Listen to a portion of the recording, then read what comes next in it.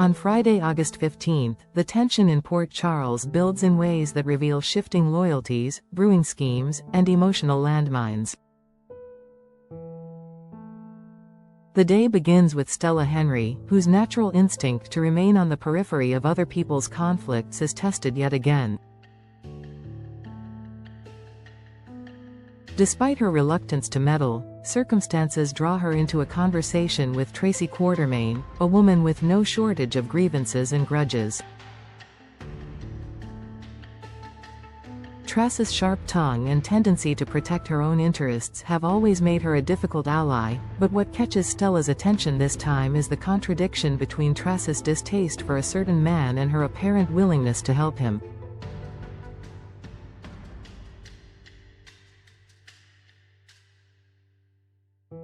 The situation touches a nerve for Stella, particularly since she herself recently pulled back from sharing information about Sonny Corinthos' investments, a choice that already left some questioning her judgment.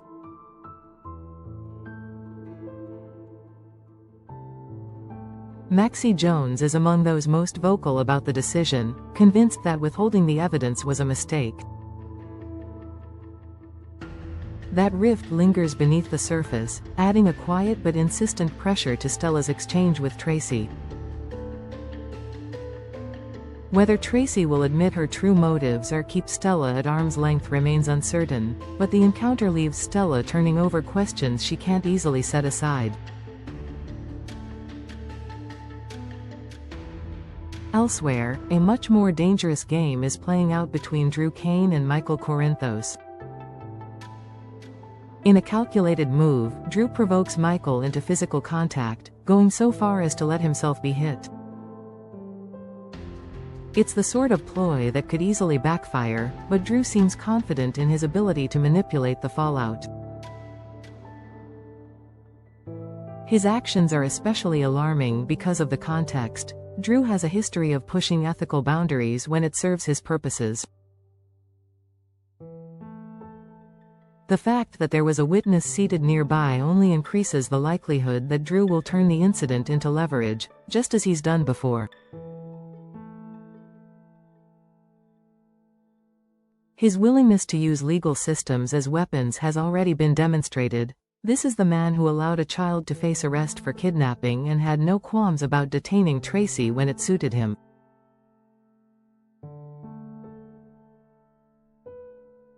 Michael may believe he's acting on instinct or defending himself, but in reality, he's stepping into a trap carefully laid out before him.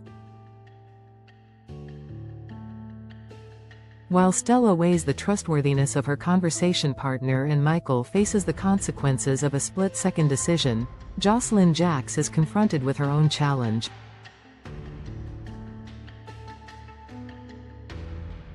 Assigned to a covert mission alongside Vaughn, Joss is blindsided when she learns they've been pulled from the operation.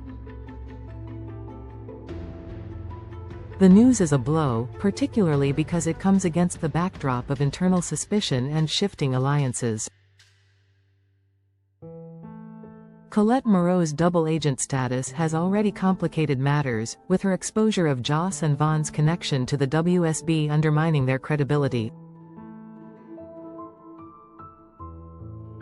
Jack Brennan's role in all of this is equally murky. Despite acknowledging that Joss's relative inexperience could be a liability, he has also insisted on keeping her and Vaughn under his control.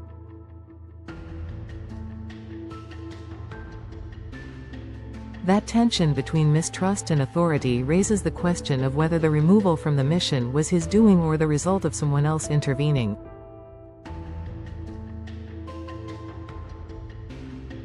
It's possible Colette, or another unseen player, took matters into their own hands to sideline the pair. Joss's frustration runs deeper than a simple assignment change. It's a reflection of the larger battle she's fighting for agency and respect. In the high-stakes environment of espionage, losing her place on the mission isn't just a professional setback, it's a mark against her capability, one she knows her detractors will use as evidence that she doesn't belong in the field.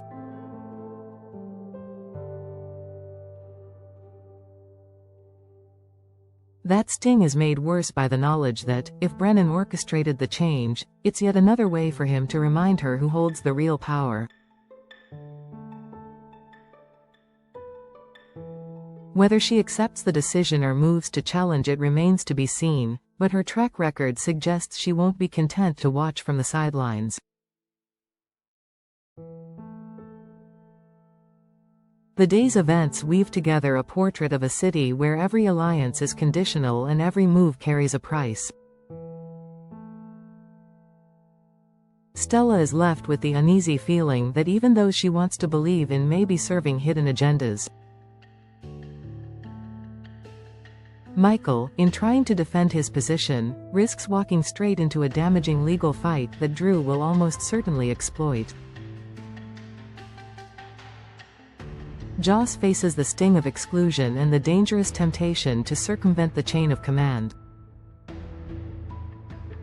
None of them are dealing with their conflicts in isolation. Each choice reverberates outward, affecting not only personal relationships but the delicate balance of power that defines Port Charles.